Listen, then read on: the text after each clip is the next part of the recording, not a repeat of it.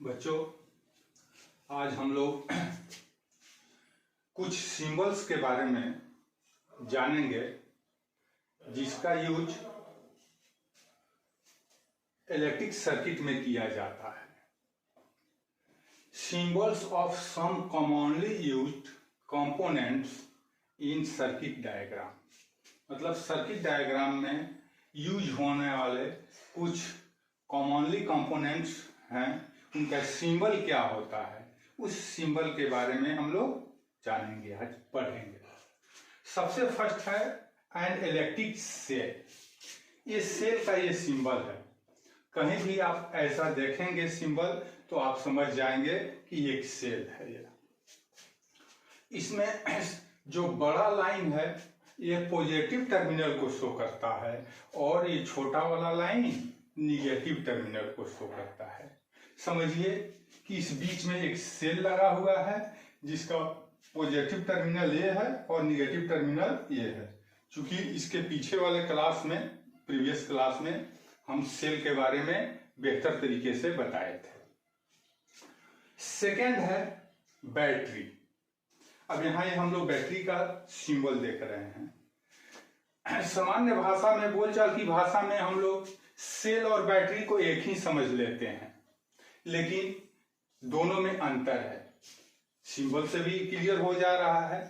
Battery क्या है? Group of cell, सेलों के समूह को बैटरी कहते हैं।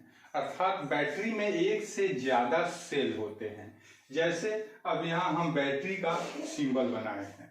क्या आप लोग बता सकते हैं कि ये कितने सेल की बैटरी है, इस बैटरी में कितने सेल लगे हुए हैं? तो देखिए, हम बताए थे ना कि गैप को एक सेल मानेंगे। तो यहाँ हम इस गैप में देखते हैं 1 2 3।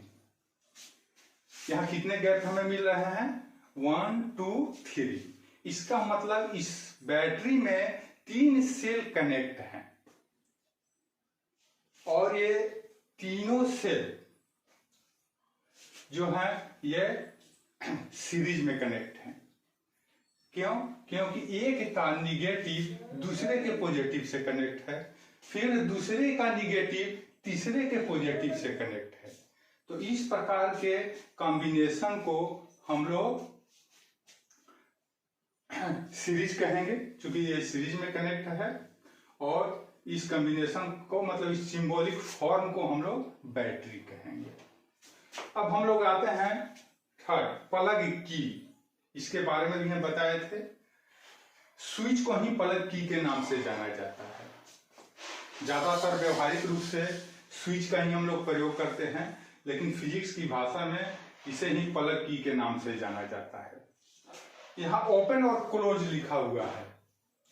ओपन और क्लोज का अर्थ हम पीछे समझा चुके हैं आप लोगों को। ओपन मतलब ऑफ और क्लोज मतलब बंद।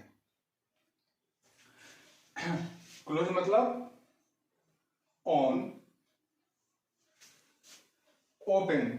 ये स्विच को दो तरीके से दर्शाया जाता है, एक ये है और एक ये।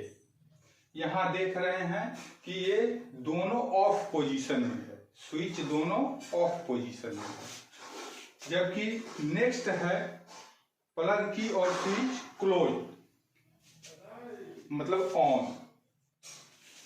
तो इसको दो तरीके से हम लोग डिनोट करते हैं, एक ये सिंबल है और एक ये सिंबल है। यहाँ डॉट डालने का, ये ओपन है, इसमें अगर यदि हम लोग डॉट डाल देते हैं, इसका मतलब हो गया कि ये सर्किट ऑन हो गया, अर्थात करंट अब यहाँ से यहाँ फ्लो करने लगेगा। लेकिन यदि ये डॉट नहीं है, इसका मतलब सर्किट ब्रेक हो गया है, करंट का फ्लो नहीं होगा। सेम उसी प्रकार यहाँ ये दोनों टर्मिनल जब हम लोग क्लोज करते हैं, मतलब ऑन करते हैं, तो यहां से करंट का फ्लो इस पॉइंट से इस पॉइंट को होने लगता है। फिफ्थ नंबर है ए वायर ज्वाइंट। अक्सर घरों में जब वायरिंग होता है तो हर जगह पर ज्वाइंट हमें मिलते हैं। प्रायः घर में जंक्शन बोर्ड लगाए जाते हैं, जहां से नया सर्किट बनाया जाता है। आप अपने घरों में देखे होंगे, जब वायरिंग हुआ होगा तो जगह जगह पर गोल गोल डब्बे लगे होंगे। जब आप उसको खोल कर देखिएगा तो वहां पर ढेर सारे तार एक दूसरे से जुड़े हुए होंगे, कनेक्ट होंगे। उसको सिंबॉलिक फॉर्म में हम लोग इस प्रकार से दर्शाते हैं। नेक्स्ट है 6 number, wire crossing without joining. जब हम लोगों को एक वायर को दूसरे वायर के ऊपर से पास कराना है ताकि दूसरा वायर एक दूसरे से कनेक्ट ना हो, टच ना करे, तो उसको सिंबॉलिक फॉर्म में दिखाने के लिए हम लोग पहले एक स्ट्रेट लाइन लेते हैं, मतलब यह एक वायर हो गया। और विदाउट क्रॉसिंग, उसको बिना टच किए हुए क्रॉस कर रहा है, इसको दिखाने के लिए ये वायर को लेकर हम लोग थोड़ा बेंड कर देते हैं। और बेंड करने के बाद अब ये जो सिंबल हो गया, ये हो गया wire crossing without joining. 7 number, electric bulb. Electric bulb को सिंबॉलिक फॉर्म में दो तरह से हम लोग दिखा सकते हैं।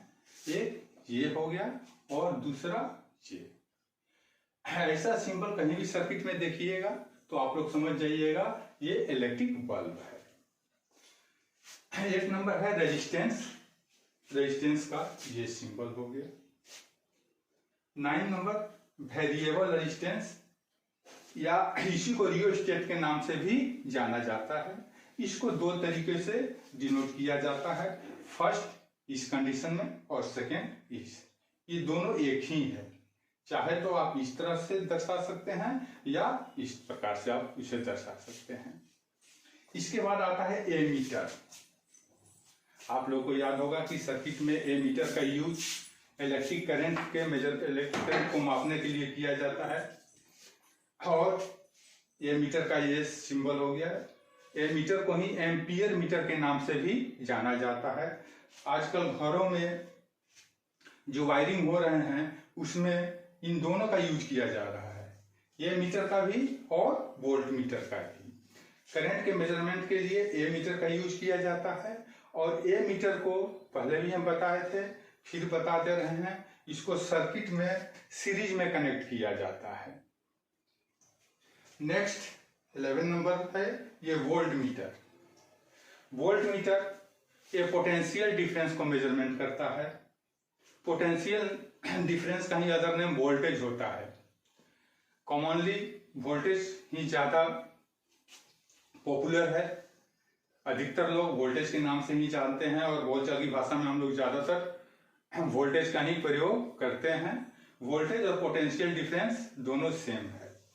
इस वोल्ट मीटर, ये वोल्ट मीटर का यूज सर्किट में दो टर्मिनल के बीच पोटेंशियल डिफरेंस को मेजरमेंट करने में किया जाता है और इसको ऑलवेज पैरेलल में जोड़ा जाता है।